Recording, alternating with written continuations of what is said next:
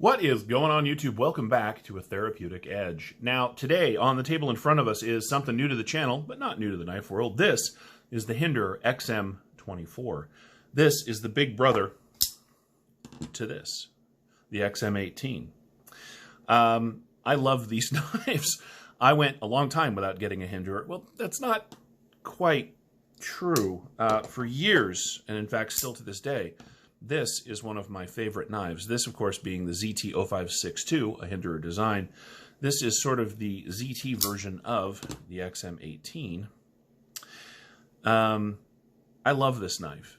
And for that reason, I didn't get a Hinderer for a very long time, a factory Hinderer, from Hinderer, because, man, I'm stuttering a lot, but that's okay. Because I had this. Now, I love Hinderer's design aesthetic. His vision of what it means to have a knife in hand. Of course, I love the slicer grind blade, but those are harder to come by these days. So when I picked this up, it really activated this interest in Hinderer knives, but I realized that really what I wanted was the big boy. And I got one. I did some trading, did some this and some that, and this sort of appeared. Now, when mine originally arrived, it had a very sort of light blue scale on it, and the traditional Hinderer pocket clip, which, while nice, weren't for me. So I put on a monkey edge frag pattern scale and an MXG deep carry clip to make it more my own. And here it is. In fact, now they match. Although this one, of course, is anode. That's all right. They have the same clip, and yep, these go together very well.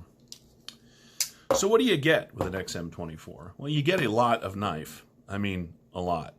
This knife is 1, 2, 3, 4, 5, 6, 7, 8, 9, and an eighth, 9¼ almost inches long. It is a big, big knife. The blade is 1, 2, 3½ inches of cutting, 4 inches overall of CPM 20 CV. How big is this? Well, let's weigh it. Let's grab our handy dandy scale.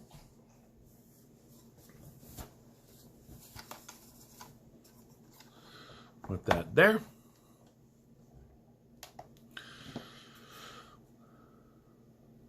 This knife is 7.8 ounces. 7.7 is what it came up earlier. That's interesting.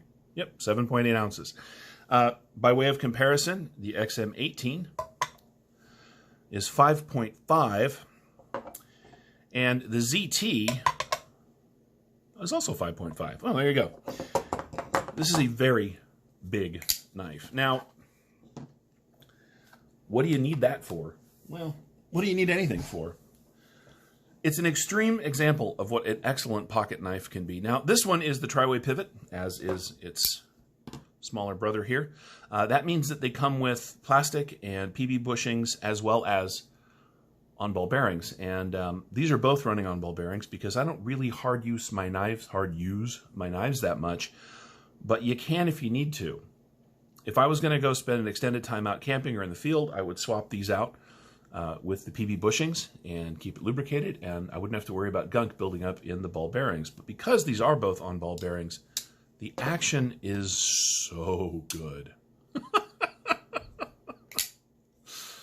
Now it is a monster. You guys know I got big old hands. Look how much knife there is sticking out the back of this thing. And if you come up on the choil, I mean, this is a handful of knife. It makes me very, very happy. It is 5 millimeters, or just under 5 millimeters thick at the spine. That is a thick chunk of CPM 20 CV. But because Hinderer is a knife guy, former firefighter, he makes his knives very, very sharp from his shop. And what does that look like? Well, that's what that looks like. This is not thin behind the edge. It's not. And yet it is so slicey. They really have their act together when it comes to, their grinds. My ZT is much thinner stock. It is much thinner behind the edge, but it doesn't cut much better than the XM-24. And that, to me, says everything that you need to know. I am very, very happy to have this in the collection. It and its smaller brother both make me silly happy. A question I've been getting since I got it is, do I recommend them? That's difficult, and let me explain what I mean. Yes, absolutely. From a hard use and user perspective, these are great knives. But most of you, me included, don't have $595 just laying around to buy a knife. And that puts these into kind of a interesting spot. It puts them into essentially full custom prices. And I don't know if I can, do I recommend them because of what they are? Yes.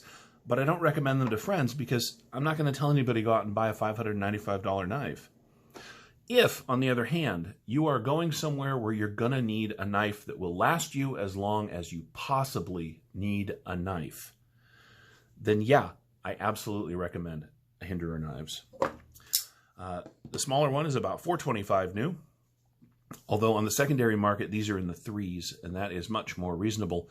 But because the XM-24 is not, well, they're just not that out there, you're going to have a harder time finding one of these on the secondary market.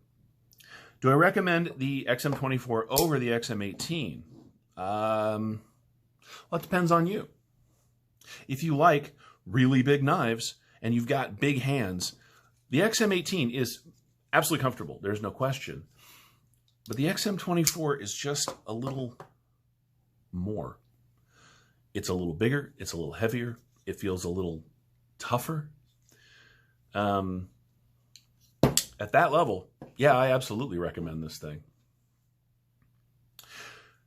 Since I've had it and since I've been carrying it, I have noticed a few things about it that I think are very nice. One of them, of course, is that even though it is an enormous knife, the ergonomics of it are built in such a way that it doesn't feel like you're working with a big knife, particularly thanks to this choil, when you're doing cutting tasks with it. Push cuts, draw cuts, slices, whatever you're doing, the blade design and the ergonomics of this handle allow you to feel as though you're working with a much smaller knife. That is very, very cool. 3.5 inches is about where I prefer my cutting edge to be because I'm used to it. Most of my knives are a little over 3 inches when in the cutting area. And so while this one has a 3-inch cutting edge, I find myself running over the choil a little bit from time to time. I like the choil on this one too.